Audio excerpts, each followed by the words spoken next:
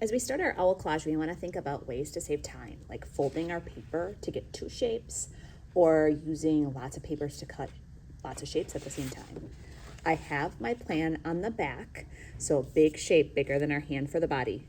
My dotted lines are where I'm going to fold to get two wings, to get 2 feet, to get 2 eyelids, to get 2 horns, ears. So today, as you're working, think about how you can save time as we work as second graders. So if you are somebody who wants to plan on your painted side, you can do that. There might be certain parts of your painting you want to use for the body or the wings.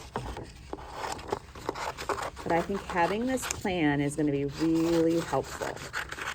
The wings are going to be 2 oval shapes. So I fold on that kind of dotted line. I'm going to cut 2 nice big oval shapes. If you want to draw them first, you can.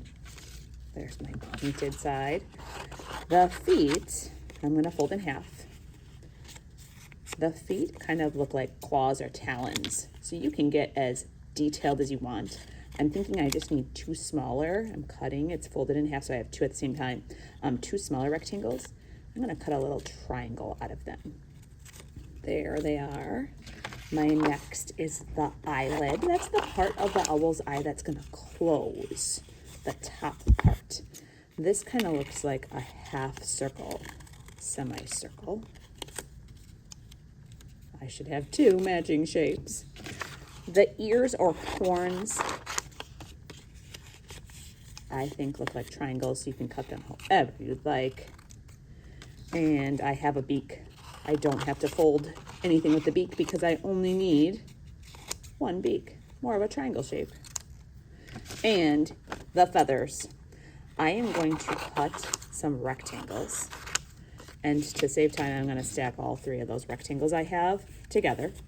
And I'm going to cut smaller rectangles.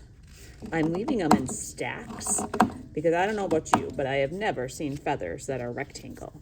They might have more of a rounded shape, or if you wanted to cut the corners off and make more of a triangle shaped feather, you could. I'm kind of putting all my garbage to the side of my table so that I can recycle it easier at the end. Notice I'm cutting 3 papers at the same time. I'm not doing every feather separate. All right, I am ready kind of to start to glue. There's 1 piece of paper I have not cut.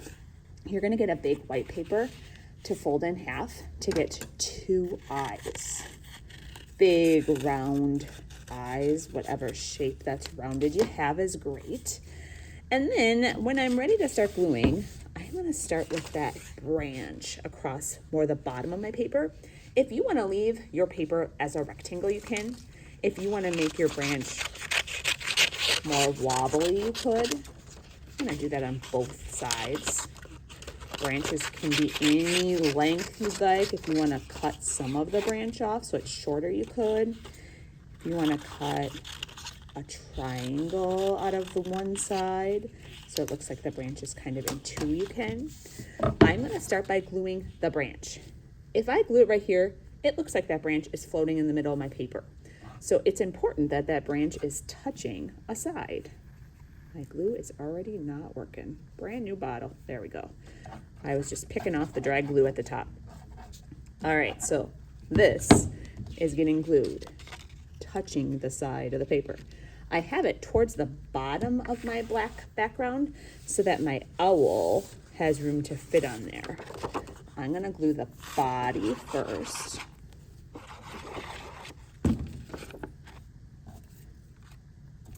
Perfect. All right, my cat face is upside down on that. No biggie.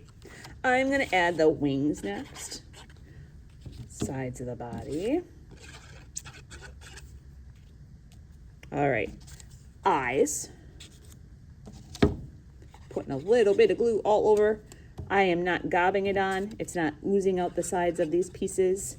As a second grader, we should be really thinking about how much glue we're using. Just a little bit. That owl's looking a little sleepy. Got his feet. You can decide if these shapes are too big, too small. Maybe I'm gonna tuck them underneath.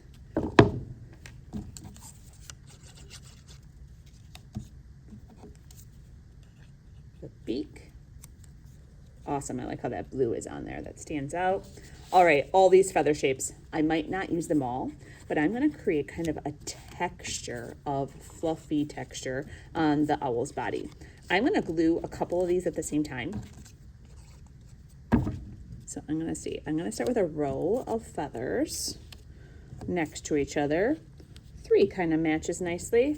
I could even layer them. I might just need 2 more. I think that'll be enough for my owl's body. You can decide. I'm gonna put this one under the beak. And you should have some crayons at your table for extra details. Definitely gonna wanna use a black crayon for the owl's eyes. So you can decide how big those pupil dots are. And then the white crayon is an option to add stars or a moon in the background. It could be a full moon. It could be a crescent moon. But anything you add should probably be colored in nice and solid so that it looks like a real sky at nighttime. If you want to do dots for stars, or if you want to draw stars and color them in, those are all choices. When you're done, your finished project is going in the drying rack.